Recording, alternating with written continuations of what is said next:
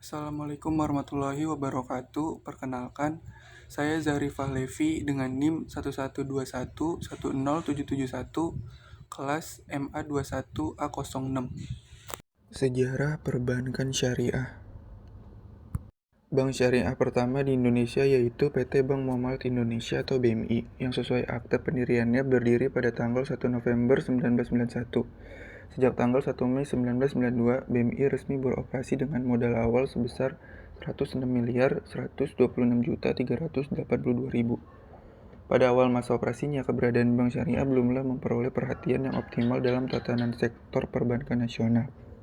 Landasan hukum operasi bank yang menggunakan sistem syariah saat itu hanya diakomodir dalam salah satu ayat tentang bank dengan sistem bagi hasil pada Undang-Undang Nomor 7 Tahun 1992, tanpa rincian landasan hukum syariah serta jenis-jenis usaha yang diperbolehkan. Pada tahun 1998, pemerintah dan Dewan Perwakilan Rakyat melakukan penyempurnaan Undang-Undang Nomor 7 Tahun 1992 tersebut menjadi Undang-Undang Nomor 10 Tahun 1998 yang secara tegas menjelaskan bahwa terdapat dua sistem perbankan konvensional dan sistem perbankan syariah.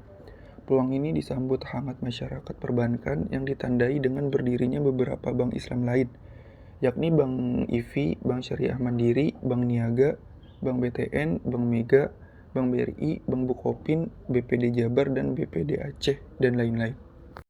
Sejak mulai dikembangkannya sistem perbankan syariah di Indonesia, dalam 2 dekade pengembangan keuangan syariah nasional, sudah banyak pencapaian kemajuan, baik dari aspek kelembagaan dan infrastruktur penunjang, perangkat regulasi dan sistem pengawasan, maupun awareness dan literasi masyarakat terhadap layanan jasa keuangan syariah. Sistem keuangan syariah kita menjadi salah satu sistem terbaik dan terlengkap yang diakui secara internasional. Pengertian bank syariah.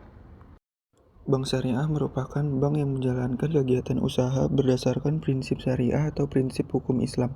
Prinsip syariah Islam yang dimaksud mencakup dengan prinsip keadilan dan keseimbangan atau adl wa tawazun, kemaslahatan atau maslahah, universalisme atau alamiah, serta tidak mengandung gharar, maisir, riba, zolim, dan objek yang haram, sebagaimana yang diatur dalam Fatwa Majelis Ulama Indonesia.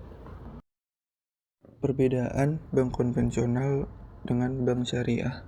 Bank konvensional yang pertama bersifat bebas nilai atau tidak terikat dan terpaku pada nilai satu agama tertentu. Kedua, memiliki orientasi berupa keuntungan yang sifatnya duniawi. Yang ketiga, bank konvensional tidak memiliki lembaga pengawasan khusus. Yang keempat, hukum positif yang berlaku di Indonesia atau perdata atau pidana. Bank syariah yang pertama memiliki orientasi pada usaha-usaha yang halal menurut Islam.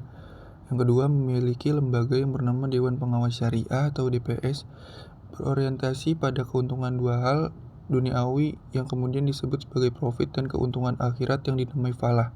Dan yang terakhir, syariah Islam berdasarkan Al-Quran dan hadis serta fatwa ulama atau MUI. Prospek ekonomi bank syariah di Indonesia. Prospek ekonomi dari perbankan syariah di Indonesia sendiri secara garis besar dapat dilihat dari 3 hal. Yang pertama, penduduk masyarakat Indonesia yang notabene atau mayoritas beragama Islam, sehingga ini menjadi pemicu yang kuat bagi perkembangan perbankan syariah di Indonesia.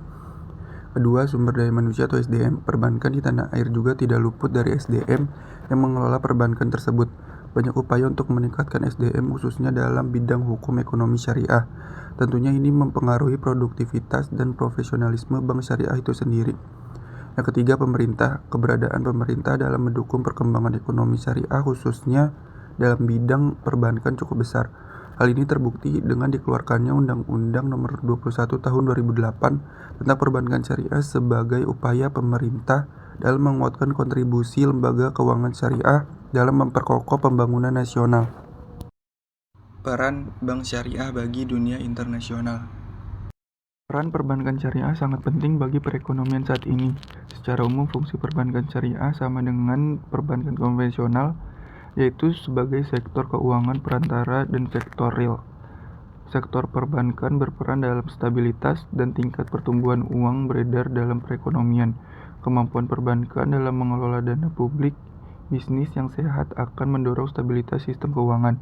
Bisnis perbankan syariah mengalami pertumbuhan dilihat dari jumlah bank dan bank syariah yang terus meningkat. Prospek ekonomi Islam bagi pertumbuhan ekonomi dunia. Prospek ekonomi Islam dalam dunia adalah menyeimbangkan mekanisme pasar dan non-pasar. Selain itu, ekonomi keuangan menekankan kepemilikan dan pembagian risiko. Sekian penjelasan dari saya, kurang lebihnya mohon maaf. Wassalamualaikum warahmatullahi wabarakatuh.